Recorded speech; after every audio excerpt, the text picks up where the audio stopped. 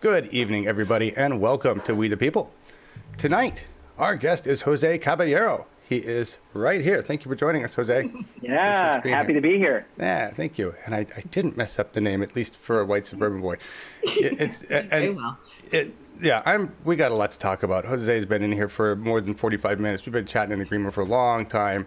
You guys missed a great interview, but you'll get your chance to ask questions because Laura Livengood is here, and she's going to make sure that she takes your questions at the end of our show. Right. Okay. Thanks, Karen and Trev, everybody. I'll be in chat. If you have questions, I will pull them out as needed and get them answered. Yeah. Thank you all for being here. Jose, nice to meet you, sir. Nice to meet you as well. Yeah, we had a good conversation going on, and I did not realize that you really have quite the political history. But first, let me just ask you, you're going in California's District 53 against Susan Davis. I'm just going to show everybody her profile from Open Secrets. Why? What exactly bothers you about Susan Davis as a progressive, no middle ground guy there, Jose? Well, put it simply, she really hasn't done much for our district. I actually know Susan Davis. There's nothing personal against her, but I believe there's a moral justification to run. Okay. The reason I say that is that we need to make sure we support the Green New Deal, even though she just signed on to it recently, hopefully probably with some of my help, making sure she's sliding to the left. A little pressure. Medicare for all, education for all, making sure we have student loan debt forgiveness, and making sure that we actually provide legislation that protects military service members and veterans in a military Bill of Rights. And, this is a leadership district. This is a district where a Democrat normally wins by 19%. And we need to make sure that if we have a leadership district that isn't going to go to a Republican, that we're swinging to the fences. We need to lead here in San Diego in the most blue district in the county. That's right. You would think. Yeah, and if she's not leading, then that's not really doing much for any of us, right? That's right. Right. So you've got quite a political history. Something that stands out to me is 2016 Bernie delegate. But why don't you talk about when it started for you and how long you've been going on in politics? Well, it actually started, this is a fun fact, it actually started in 2012 when I was walking on San Diego State campus looking for some type of political opportunity, and I happened to run into a bunch of booths with a bunch of Congress people. And Susan Davis was one of those people, and I actually said, hey, I want to help. And I actually was a volunteer for her campaign under her field coordinator. Oh, wow. And then later became an intern in D.C. that summer of 2013. And served there for 3 months as a political intern. And that's when the bug bit me, and I worked on school board races. I managed a school board race, which got to victory. And then I also ran for San Diego City Council in 2016. And I was a Bernie delegate as well. So and then from there, I actually started my own political consulting company, and that was after I did 6 months of canvassing for the Fund for the Public Interest, which was Environment California and CalPERG.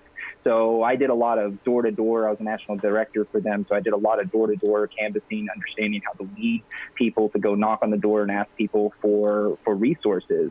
My company's been in business now for 2 years. We've run city council campaigns. We helped with Monica Montgomery, who won the city council seat here in San Diego. We pushed very hard on Tommy Howe's campaign that was running here in San Diego for city council. And we hope to pick up more clients down the road. So I'm a field consultant specialist, but I can do politics from the ground up. I got a campaign in a box ready for you if you want to run. That's impressive, and it's really good to hear because we need progressive consultants and progressive organizations. You're the second one that I'm aware of. Adriel Hampton Group is the first one, so that's really good to hear that you're doing this. I love this. So you've got quite a history. Everybody go to his website. What's your website? JoseForCongress.us. JoseForCongress.us. Go there. Take a look at his history. And one of the things I noticed here is that you were the founder of the San Diego Progressive Democratic Club and former president? Talk about that. Yeah. What is that? So it's a funny story. So when I ran in 2016, there really wasn't a progressive infrastructure here. It was kind of everyone for themselves. Being a Bernie supporter was like a death sentence politically here for a while. So when I was openly supporting Bernie when he was polling at 9%, I was the first candidate to openly endorse Bernie Sanders in San Diego County. I kind of got blackballed a little bit by the county. So that included a lot of the major club organizations in San Diego. So what I realized, it wasn't a fair playing field. So I got a group of people together and we started the San Diego Progressive Democratic Club, which was basically to create the intersection between Democratic Party establishment and progressive activists, and kind of creating a world where we can walk together, learn from each other, and be able to infiltrate the Democratic Party process and have establishment people go into marches and rallies and understand that activists aren't that scary either. And over the years that the San Diego Progressive Democratic Club has been in existence, we now have 4 chapters across the county. So we have a north, south, west, and east. And we are one of the largest clubs in San Diego County. And with that, we were able to influence a lot of people getting elected as ADEMs. We were able to get people elected as delegates to the county party. And we were able to have a watershed moment where we got Will Rodriguez Kennedy elected as chair during the reorganization this year, who is a member of the San Diego Progressive Democratic Club, and we have a progressive chair in the county of San Diego. And a lot of that is because of our hard work working inside of the establishment, pushing this to the left. Wow. This is really cool because I'll share a little side note on that. Please. So Will Rodriguez Kennedy was running against another gentleman, that Tony Atkins, who is the Speaker Pro Tem of our state Senate here in California.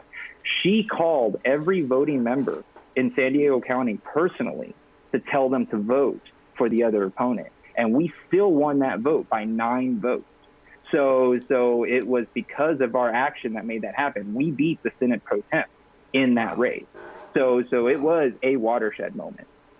So I personally understand how important that is and how powerful that is, because we have been fighting similar battles within the Democratic Party of Oregon, dealing with corruption and abuse of power and just a lack of adherence to bylaws.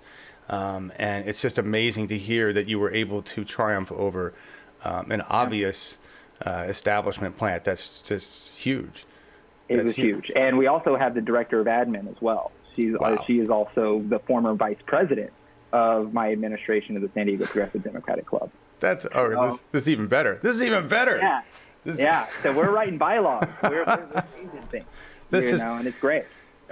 Progressive Oregon folks. Okay, out there in the audience, this is what we're talking about. This is happening. This is so encouraging that we're talking about this. And I just want to show it. So it's good. Take a look at this. You're also endorsed by the same organization you created, which is kind of either, I don't know, you're building an empire or really smart. Well, I will say this. I am proud to say that our current e-board, that is the San Diego Progressive Democratic Club, has 0 founding members. So awesome. It is basically, it is grown. It is not in my hands anymore. I laid some groundwork and now they're running with machines. We have one of the largest memberships in San Diego County. We have a very flush bank account with our fundraising efforts. That's awesome. So the chair of that organization has a lot to run with. He's got a vehicle that's gassed up and ready to go.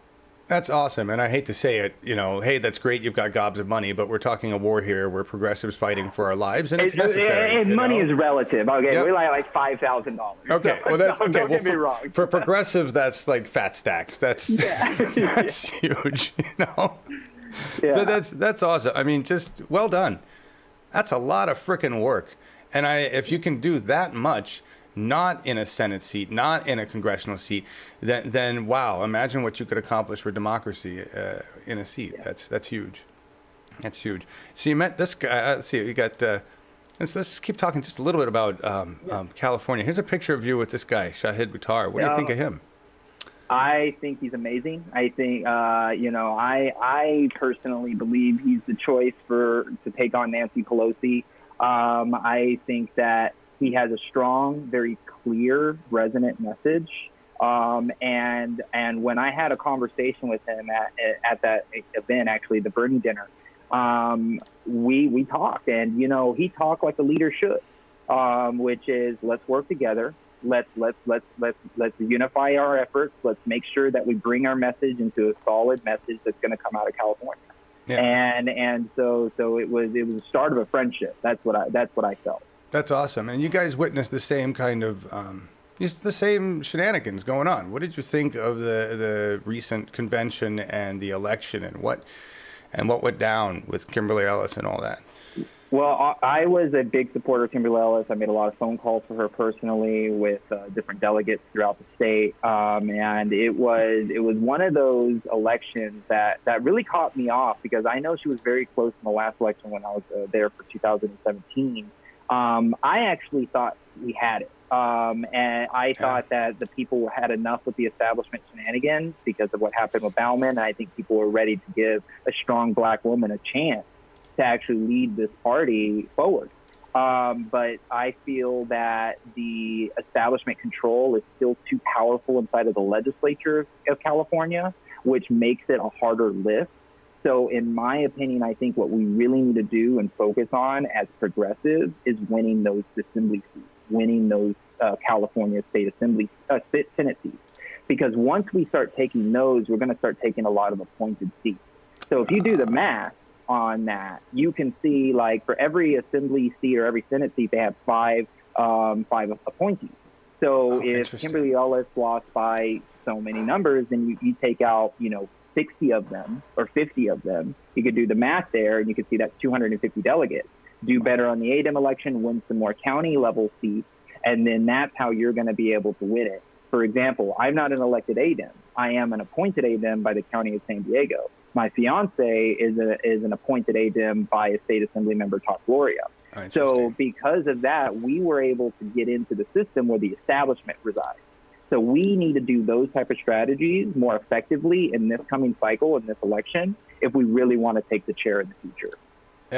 Yep. I'm just what you're saying, and you can tell me if I'm wrong. In a summary, the power's at the bottom. You got to start at the bottom. Take that power if you want to have any of the power at the top. And working these positions is a place where we think we can get an in. Yeah, absolutely. And unfortunately, the way the system is designed, it is a hard lift to get a state assembly member elected. It is a hard lift to get a state senator elected. But at the end of the day, once we have that power, it's not going to go away. And we're going to be able to diffuse that leadership in a more productive manner instead of having these hierarchical systems that the representatives control the party. It should be the other way around. Right. The party should be holding the representatives accountable. And that's not what's happening right now. Exactly. And that's indicative of the entire party nationally and everywhere. Talk about, you were telling us that you almost got elected to the special club, because in California it's so huge, your state assembly doesn't actually decide things. They've handed that power off to an executive assembly, which is still larger by 3 times than Oregon's whole SEC. So talk about do you realize that? That's how big it is. Yeah. California is large. So yes, I did run in an internal party election at the San Diego County Democratic Party for the executive board seat for the California State Party. I got edged out by 3 votes. It wasn't a vote that I was expecting to be considered. A lot of my progressive colleagues kind of pushed me to the front, so I was like, okay, I'll run. Wow. But we were able to get 3 votes away. However, I also want to sweeten that with the person who beat me by 3 votes, who actually whipped the votes, actually was fighting for this, won. And they are non-binary, and so we have non-binary representation in the E-Board from San Diego. They are a very fantastic progressive activist. They do a lot of work at the border with the refugees. So they're going to be a great representative. So I'm not saddened that I was beaten by them. So That's awesome. I'm excited by that. So two progressives, you didn't whip any votes or do any effort into this, and you lost by 3. That's a really good sign, so great win. That's fantastic. The county party in San Diego, it will slowly become the Progressive Democrats of San Diego County. Like we are doing the work, and That's it's awesome. only a matter of time. And they better watch out, because in the primary election, there is an entire election for the Central Committee members, and we're already planning. We're already putting our slates together, and we're going to be knocking on doors for the Central Committee, which has never really been done before. No. So San Diego County hopefully leads the example on how to take over a county party. That's huge. That's huge, because we just went through a scenario with the DPO where Lane County, the chair there is very corrupt and put out a slate, but his slate was he's not even allowed to do this. It was very backwards the way they did it.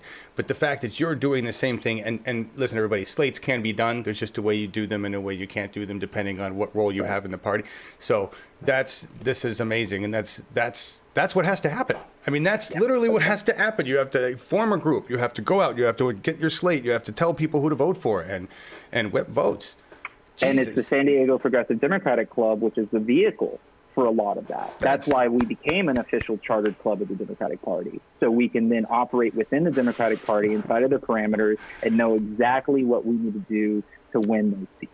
That's the most encouraging news I think I've heard in the entire revolution so far this year. Well, great. Thank you. Happy. I'm happy to provide it for you. That's awesome. All right, let's talk about something else phenomenal. Yes. Again, this is on your website, and so everybody should go there and look at this. I've never seen anything like this, and I love this. This is Hero's Promise, and there's some stuff on here that I think is just like like philosophy 101, right? Yes. So talk about this. What is this? So the Hero's Promise, it stems from a very personal thing to me. So before we get into it, I want to talk about why the Hero's Promise. So Absolutely. The Hero's Promise is personal to me because as a veteran that served for 6 years in the Navy and been diagnosed with PTSD, I understand the horrors of what it's like to come out of the service without the tools. To the point where I've lost 2 shipmates myself to suicide already. Wow. And I was a nuclear engineer. I was somebody who operated reactors. I was not somebody who went and shot people on the field of battle. I was somebody who pressed buttons and turned levers. But yet we're still killing ourselves at 20 veterans a day. Yeah. And what I have seen in that period of time, since we've lost about over 130,000 veterans have died since 9/11. And we have not done anything overwhelmingly powerful to actually deal with it. So when I sat down and said, you know what, we need to create a military veteran Bill of Rights that will protect the fundamental rights of our soldiers, because I'll tell you, when you get into the military, I'm sure you've heard, it's a proverbial meat grinder. You know, they break you down to build you back up. They make you war machines. They make you killers. Those are very common vernacular that is used in American society as though it is something that is accepted and okay. Right. And they never think about the after effects of what it's like to be one of those drones that are going around killing people. So what we have to do is we have to make it bearable to be in, and we need to make sure we have a safe journey out. So I'll go ahead and start. So this is supposed to mitigate and end veteran suicide, period. That's the main purpose of this plan. So meal, sleep protection. Like in the military, it's very common to say you'll sleep when you're dead, right? Like it's something that sleep is seen as weakness. Being hungry after a heavy watch is seen as weakness. Like these are the things that we need to protect from people. And you took the thing down on the screen, so I want to go down on the list here. So sorry. And then because I want to follow the way the crowd, of course. See it. The right to file a grievance outside of your chain of command. Right now, if you get sexually assaulted or assaulted by a chief, you have to report to that chief's boss. And what that does is it creates a complete disaster when people are afraid to report their boss, right? Because then they're going to say who's going to be on what. So we need to be able to file grievance outside chain of command. We need the right to transfer a chain of command. because sometimes people get to an environment where they just don't fit in. There's many scenarios where, it's a guys, boys club and no girls allowed. And then all of a sudden a woman transfers in and they feel completely out of place. That woman has the right to say, look, I don't want to be here. I don't fit in. And it should be the same for people. Like for me, for example, I'm not a big drinker. So when the guys wanted to go out and drink and I didn't participate with that, I was seen as an outcast, somebody who wasn't part of the in crowd. So that's not okay. It creates a very toxic environment. And also, I think one of the most important pieces here is this end of service pension. So the way that this looks is this: we give thousands of dollars to people to enlist. For example, last time I checked was getting $42,000 just to enlist at 18 years old. What you're doing is you're just giving a kid a pile of money, and you're just going to watch it burn. You're not given the ability. You're going to buy a car. You never had money before. You're just going to burn that money. And then when it's time to get out, you don't have any money. You have debt now. So a lot of people don't get out because they're afraid of what's happening to the real world. Am I going to be homeless? Am I going to be able to feed my family once I'm out? Huh. So a lot of people stay in because of fear. So the end of service pension is supposed to create a period of time up to 6 years plus 2 for combat vets. That if you serve 4 years, then you get 4 years of your base pay out of the military. That will allow us to be able to make sure we can put the tools together to be able to ready ourselves and figure out what the hell just happened. And if you're a combat vet and you did 4 years, you're getting 6, right? So that's the type of stuff that we need. And then the other ones are pretty basic. Right to mental health services. There's a lot of reprisal if you go and see a therapist in the military. You got to be able to see that. Housing for all veterans, healthcare for all veterans, citizenship for all veterans, education for all veterans. Those are basic human rights that should be afforded to everyone. But yet we don't even provide those for the people who serve, the people who are suffering, the people who are killing themselves at a rapid rate. And to note this, you would not be eligible for the end of service pension unless you go and do at least one therapy session a month for the entire duration of pension. Because the reason that is because mental health is stigmatized in the military. So it doesn't matter how tough you are, you're going to go. Because that is what you need to do, and you need to talk about what the hell just happened. I know I kind of went into depth on all those bullets, but that is the hero's promise. It's awesome. It's awesome. And honestly, mental health is completely forgotten in this entire country, not just with the military. We don't even think about it. We don't even count it. And we're mentally ill all around. This is brilliant, and I really hope you can talk. I'm just going to say this: you really need to talk about this with Jank on TYT, because I hear that you're going on there soon, and that'll get you a lot of reach. But this is a great thing. I would guess that, and I'm just going to ask you. You know, people in the military.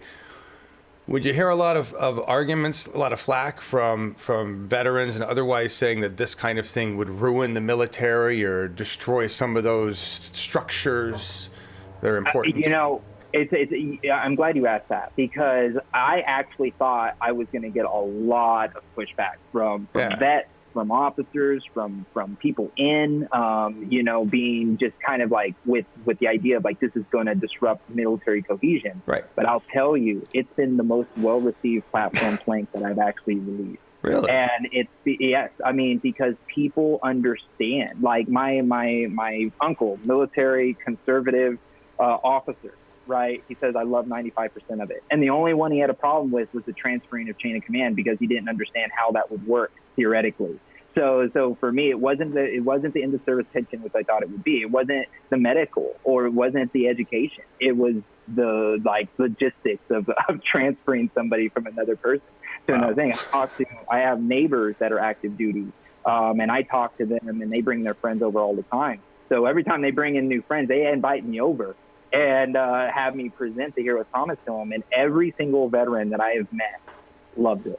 That's awesome. And I had somebody push back who was a Navy chief actually earlier last week on my Facebook, and he was like, "Well, how are you going to pay for it?" And my answer back was, "Well, it's kind of funny that we're asking how we're going to pay for personnel benefits when we never ask how do we pay for all the bombs, the tanks, and the planes and all of the defense contractors and the inflated military budget that increases by billions every year. We never ask how we're going to pay for it when it comes to bombs. But the second we want to put a little money in somebody's pocket, now it's an issue.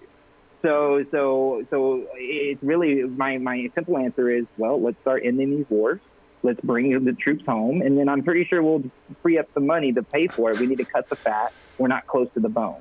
So that's where we really need to focus. And the Hero's Promise is a fraction of how much it's going to cost compared to what we've spent on defense contractors in this country. And apparently lost, right? I mean, the Pentagon's just lost trillions. So really, right. And you know, they're just spending money so frivolously that they can't even keep account of it. Right. You know, when you think about, you know, the proverbial $500 hammer, that's a real story. That's a real thing. Like, I know, because when we were getting jugs of paint to paint a wall, you know, a 5-gallon drum of latex paint cost you $500. Right. And it's just like, are you kidding me? Like, this is insane. Like, and we would paint a wall just because it was dirty. Like, the amount of waste that exists is astronomical, and people that are not serving are getting rich off of it. Right. And that's the problem. That's the biggest issue, right? Because the rich rarely go to war. They never go to war. Right. Unless it's politically expedient and they're pampered. Right. And just to be sad about this and really bring it down to a level that's even more despairing, your story of expenditures in the military, when I was a child, circa 1980, my father, who worked for the GSA at the time, got to look at these budget reports and see the costs. So I've been hearing stories like this is not new. This has been happening for generations, you know. Yeah. Like for example, when you price out a carrier, like a U.S. aircraft carrier or a submarine, they count for like the shell, the hull, the electronics, but they don't count the cost of the reactor. They don't include that into the overall cost, because we rent them from General Electric, just like we do with the Really? reduction gears. So like there are accounting tricks that they pull, so it makes it look like that aircraft carrier wasn't as expensive as it actually is, and they don't account for the personnel training costs to be able to operate that piece of equipment.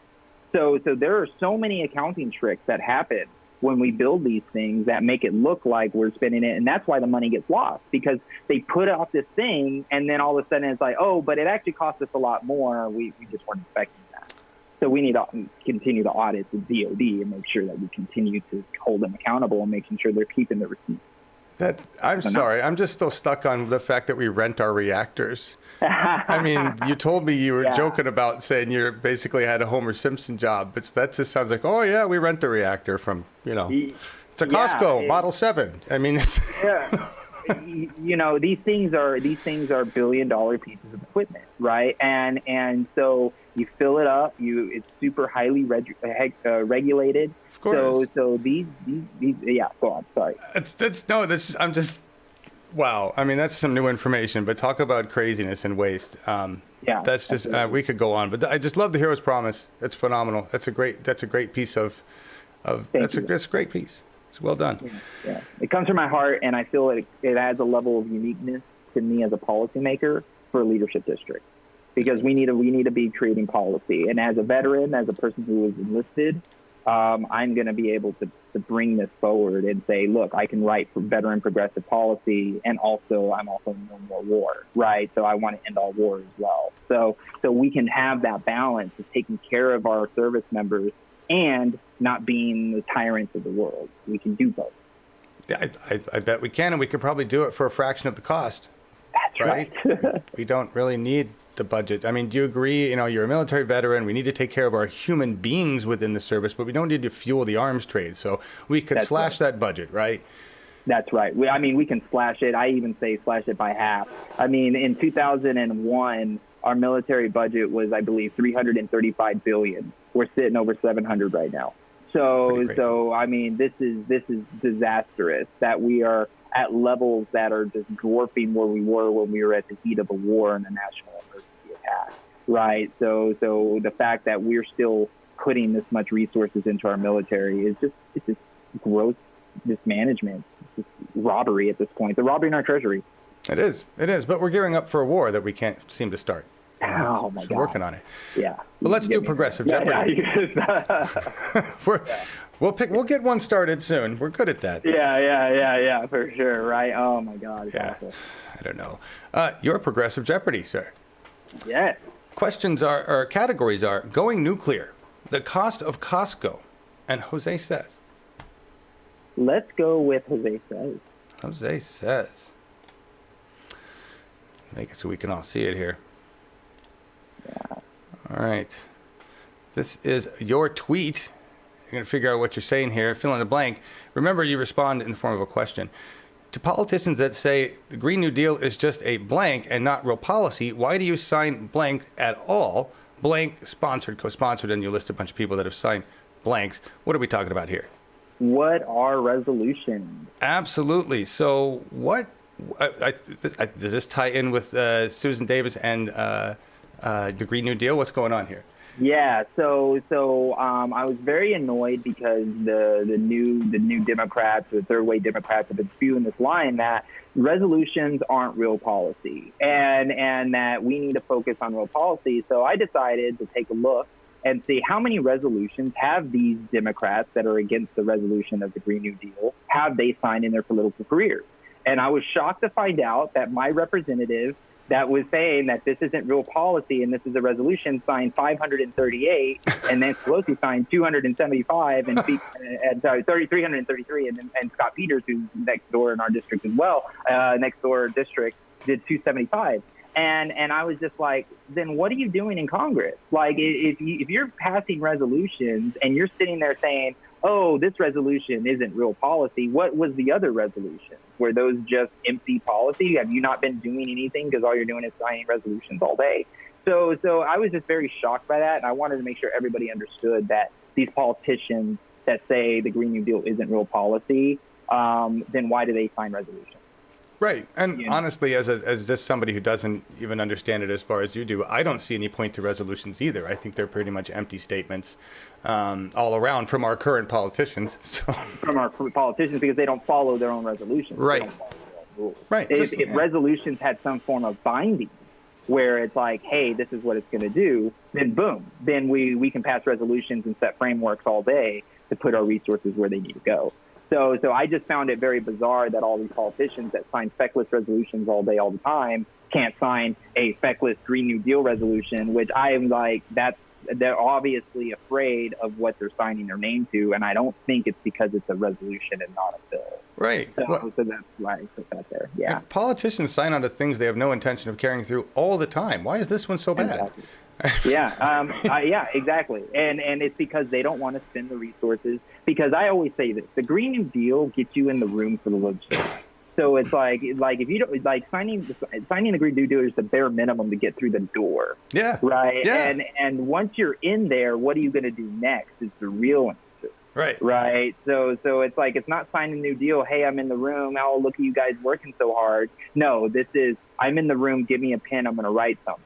And that's not what these politicians that are signing the Green New Deal this late in the game are doing. They're not doing that. They're just signing it to get progressives like myself off their back.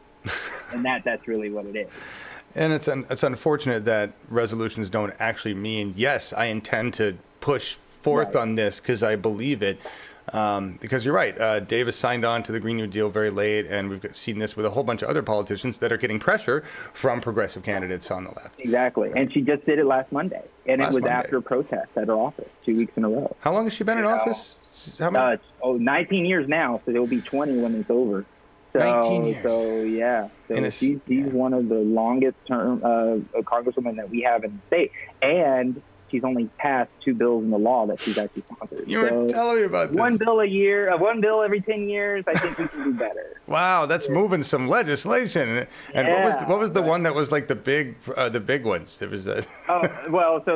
So I guess the big one could be the post office renaming in Chula Vista, or it could, or the actual policy that I think earns the merit, which is the Purple Heart. Sending the benefits to grandchildren, which is like, great. Who's going to be against Purple Heart people? Like, yeah, you did a partisan legislation. Right. That's right. Yeah, nobody would. Yeah, that's totally right. Yeah, exactly.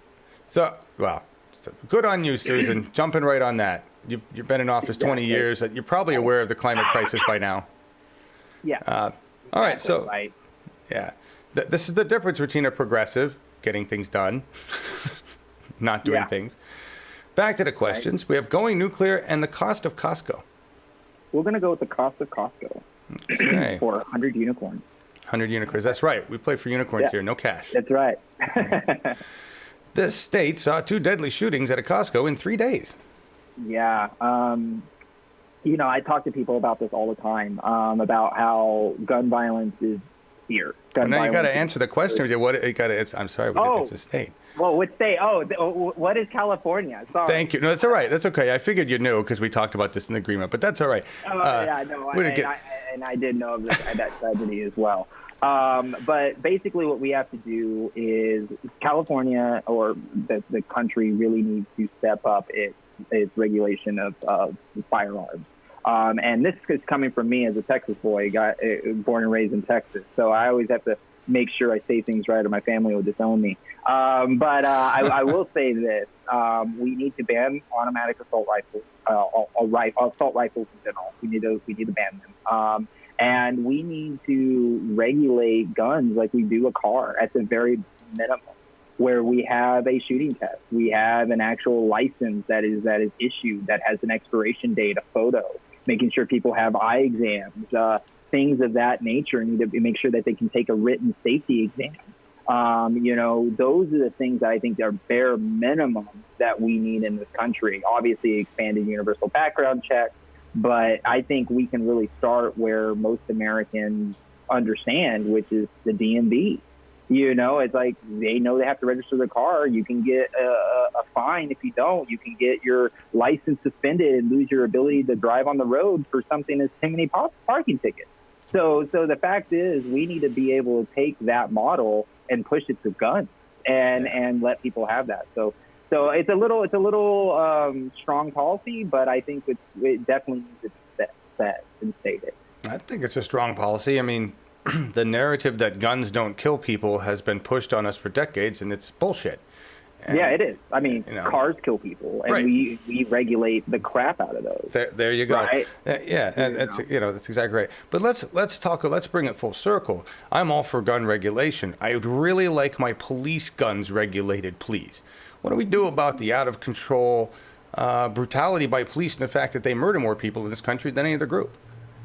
Absolutely. Now, this also hits close to home because my father's a detective in the state of Texas, and he was actually a patrol beat cop for a long time before that as well.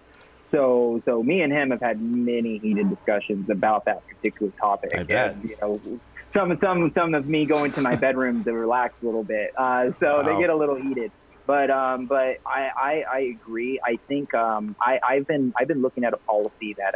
So we just passed SB 392 here in the state of California, which is going to require that police departments have to update their rules of engagement on deadly force to not reasonable but necessary, and really forcing police officers to pull that gun out at the last resort. Because if we deem it as a society that they killed somebody unnecessarily, let's say shoot an unarmed person, that obviously was an unnecessary use of force, and you should be punished for it.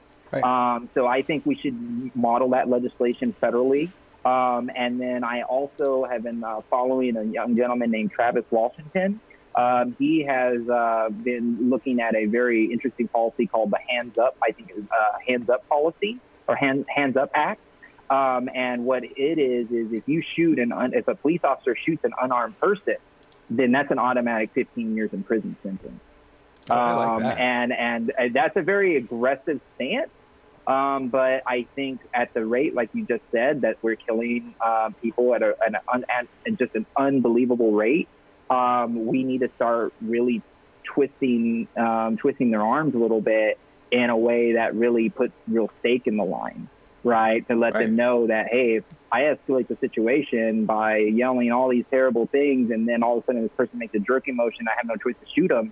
That's not necessarily the case. But if they do, we can set them as an example. Right. Because these trigger-happy cops got to go. Well, I mean, it shouldn't be that hard.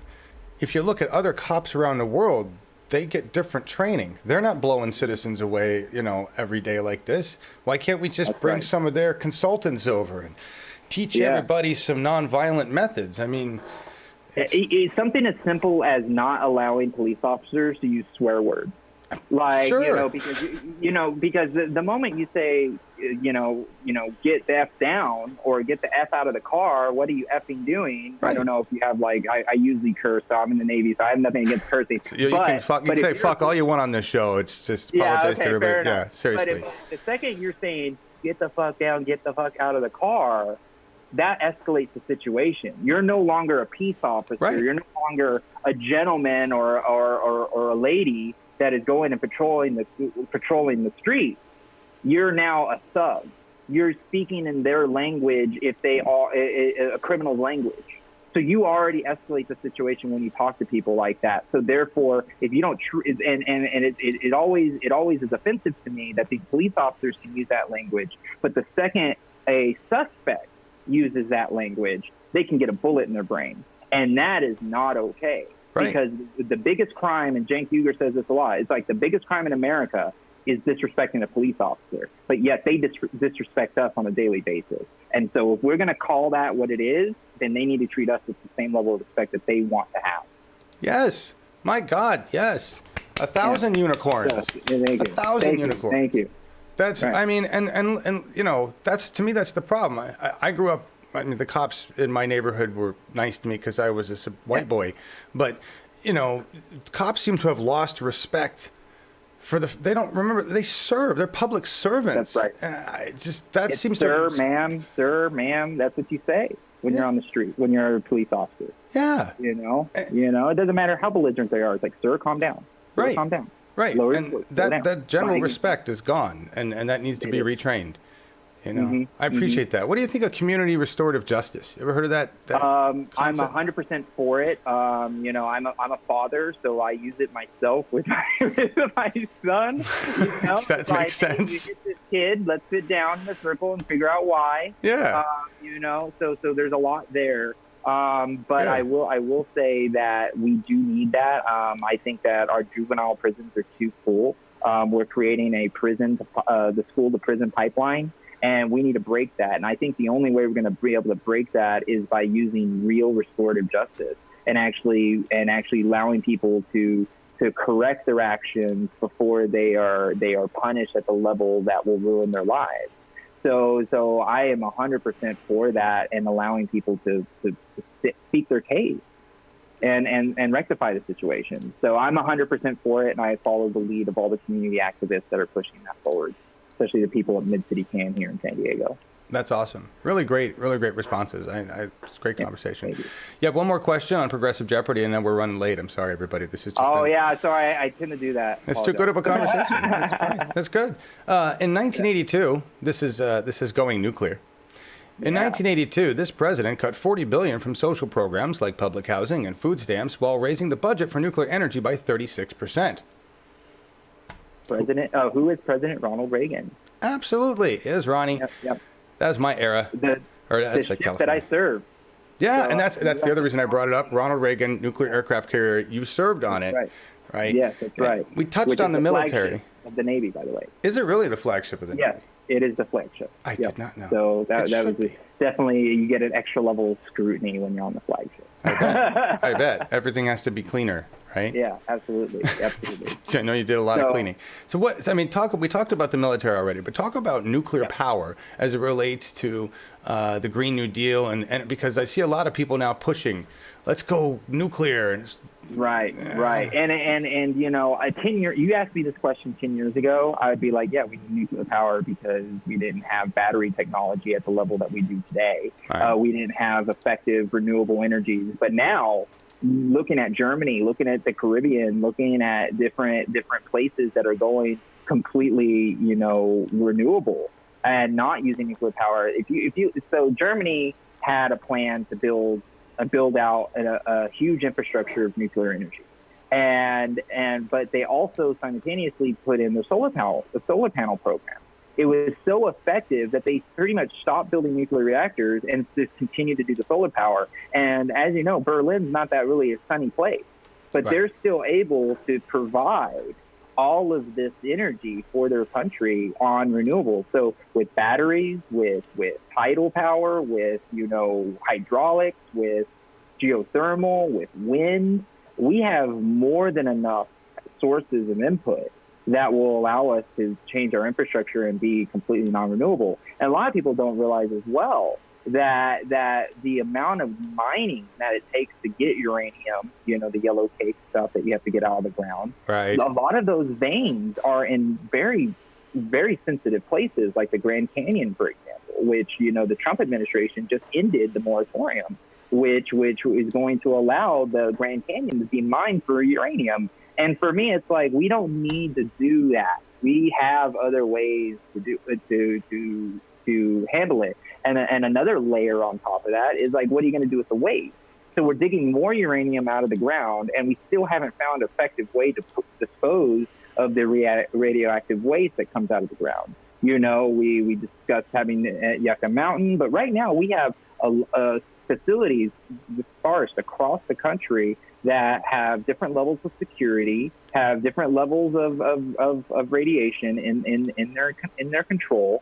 So we really need to get a grasp of how we dispose of radiation and radioactive waste before we start building more plants. And for me, I think it's a lazy way out. It's not as effective as people think it should be, because there is that waste element. And obviously, we always have the very low chance, I will say low chance because I worked on reactors before, of explosion and exposure.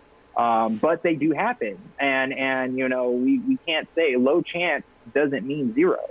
Right. So we have to also take that into consideration, because you can't get a solar spill is much easier to clean up than a radioactive spill. Well, yeah, well, exactly. And even the worst battery, so an entire Tesla battery factory explodes. It's still not radioactive.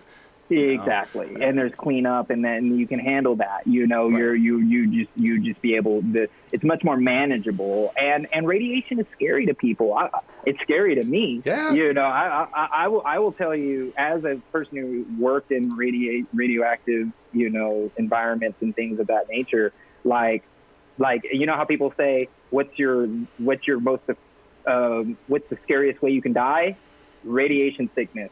That's how I feel. That's my biggest fear, because that stuff does not play. You feel it, and it's bad, and we cannot allow that to be even close to happen to our American citizenry. Right, It's disgusting. But it seems like America has a history of going for what's expedient and, what is best for our contractors than what is best for the people.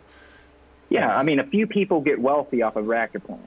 Right. And in the solar panel field or windmills, if they're on people's homes, you're diffusing the profit margin, which in my opinion is the way it should be. Yes. There shouldn't be profit and power. It should be a service that we provide to citizens. Absolutely. Absolutely. This is great. And we're coming on an hour, and I feel really bad. Oh, wow. So we're good. Okay, don't worry about it. No, this is... No.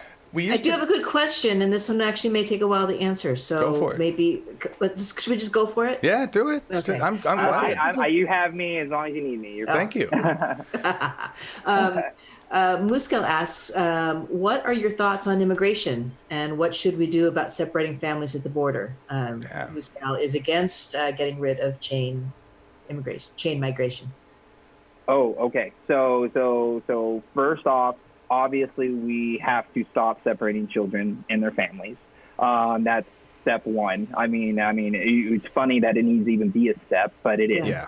And when it comes to immigration reform, I'm a person that feels like what the narrative, and this is the narrative of the president's administration, is that this is a crisis, this is dangerous people, this is going to take time, we need to sift through it, we need to make sure we pull out the bad eggs from the good eggs. But in reality, what's happening is we have an administration problem as far as administrators that are taking in the refugees, the migrants, the immigrants, they're coming in. So we need more people to intake those people, and we need to make the process much simpler. I'm talking about 1-page intake. right? So to make sure that like we know what their skills are, that we're able to give them an ID of some sort, and then get them a court date scheduled and let them go where they need to go inside the country. Because a lot of these people have family. They're not just coming out here just hoping to survive. And even if they are, we need to be able to make sure that these people are tracked and then make sure that they have the ability to work the day they come across. Because people need the work, like the farmers need the work, like people need people that are going to go and do the work. So for me, that's one of the things that we need to do. We need to eliminate the cost for like it's super costly to become a citizen right. or become a resident of this country. We need to remove that because these people are coming with nothing. So the last thing we need to do is like, hey, where's your $2,500 to fill out this application? That's not feasible. It's not okay. And we're basically picking and choosing who are coming into this country. So we should be a one-page intake. Make sure that they don't have an international criminal record, obviously. And if they're clean, send them in. And then we can track them from there and make sure that we have lawyers and court systems to ensure that we keep our border safe, but also have compassion, keep families together, and make these immigrants and refugees and members of our society, because that's all they want. We need to make it as easy as possible. Does that answer the question? I know I kind of rambled there. No. It was a longer question now. Laura, anything else with any other questions? That was good. Nope, that was it. No, excellent. Thank you very much. No problem. We had time. Look, we're still under an hour. I know. All right. That was phenomenal. Well, just to I mean, look, we've caused most of these people to be refugees, right? That's right. That's right. So if you want to say what we should do that, now one of the most controversial policies that I have on my Blueprint for the Future on my website is ending the drug war. And the way that I want to end the drug war is first we need to pretty much decriminalize marijuana and then release all the prisoners that were put in prison because of that. And then we also need to decriminalize all drugs. Right. And if we decriminalize all drugs, it basically cuts out the profit model for the cartel to be profiting on our crime network, because that's what's happening. Our crime is funding these refugees leaving their country. Right. And we need to make sure that we take it out of the police officers' hands and put it into medical professionals. Now, we have a huge opioid problem in our country. What I think we should do is take patrol cars off the streets that are going and doing going and catching drug addicts and things of that nature, and have roving ambulance and roving paramedics that are going around talking to people, seeing if you have, any issues, and actually do that. We need to have patrolling medical forces that are there for mental health issues, are there for drug addiction issues, are there for any type of issues, instead of having somebody with a gun on their head. Like, these are the things that we need to be doing in society. We need to transform it. And that's the type of steps that we're going to be able to need to take to end the drug war. And if we do that, we're going to stymie the flow of these refugees coming to our borders seeking refuge. So we need to do that as soon as possible. And people think that's controversial because they think I'm talking about legalization of all drugs, which is a completely different conversation. It's just making sure we change the way we not police, but treat our most vulnerable citizens. And a lot of these people, studies show that it's poverty that leads to opioid addiction, right? And obviously the pharmaceutical companies that are predators and selling all that stuff. But poverty gets people stuck in a cyclical cycle that their only reprieve is heroin, or their only reprieve is pills. Like, we put people into those situations where their only escape is this sensory pleasure. Right. And we need to take responsibility for that as Americans and start solving the problem. Well said. Yeah. Well, we perpetuate it. We want that. We want the poor to pay, and then they keep paying, and then they can go to the prison pipeline or the drug pipeline, and we find them, I mean, that's phenomenal. I love it. So you like the Portugal model, right? Basically. Yeah, exactly. It's exactly like the Portugal model, which the Portugal model, you can see that drug abuse didn't really go up or down. Crime didn't go up or down.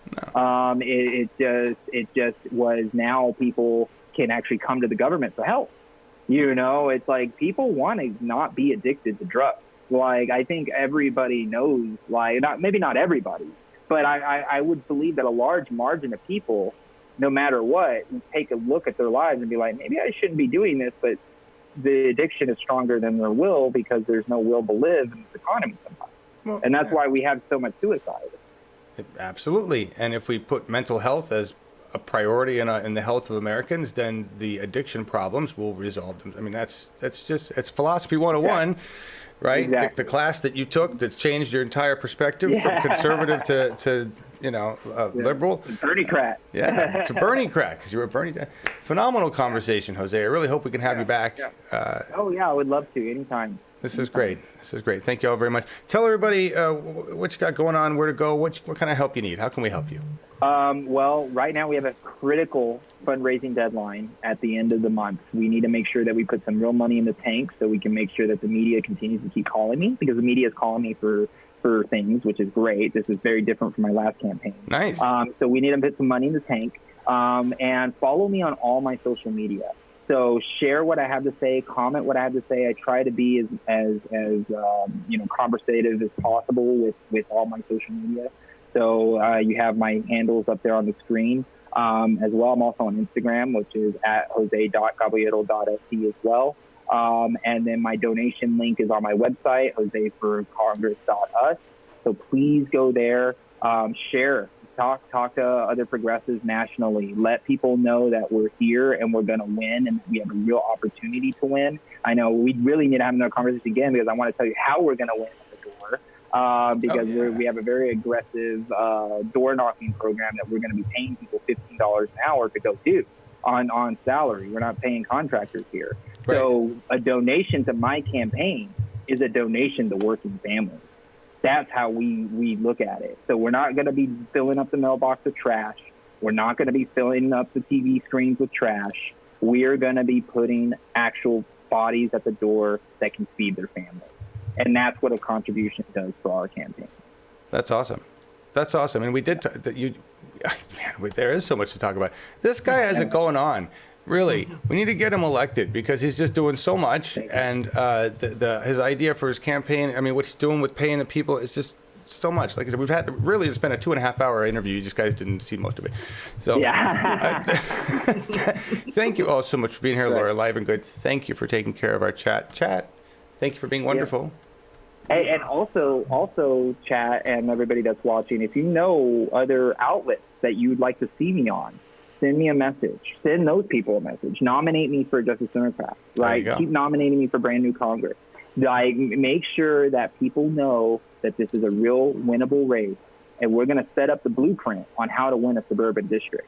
That's what we're working on. Because once we have that blueprint unlocked, we're going to share it across the country, and we're going to make sure every progressive uses that model.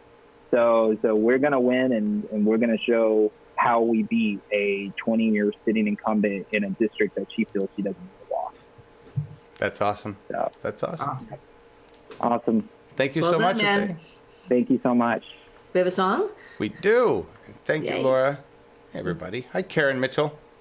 Nice. Actually, Marcus is in chat. Hi, Marcus. Marcus picked this. Hey, Marcus, you did get up. This is really late for you. Got up so you could hear the song. Did he? Oh, nice. Marcus is our volunteer from Germany, and he picks all the songs now for the end of the show. And so. Oh, nice. So here we go. It's quite early in the morning for him. So thank you, Marcus. It is early in the morning for him. We're going to go out with this guy. His name is David Hilliard, and the song is "Won't Back Down." Thank you for being here.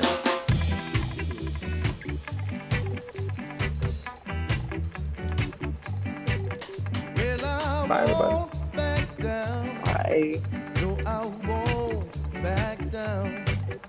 You can stand me up at the gates of hell, but I won't back down.